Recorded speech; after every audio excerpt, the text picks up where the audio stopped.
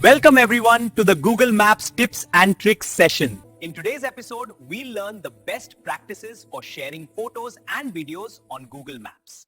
First, never upload photos where people's faces are clearly visible. Before uploading, check what types of photos are missing for that place and try to add those views. Or the best practice is to upload 3 to 5 photos per location. Focus on useful details like wheelchair accessibility, toilets, organic or delicious food, and hygiene facility. Never share edited or misleading content. It breaks user trust. Video tip 1. When recording videos, move slowly so viewers can clearly understand the place.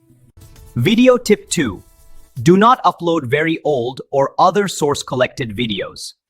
Don't upload more than 2 videos from the same place. By following these practices, you'll become a true local guide who helps millions of users. Thanks for watching.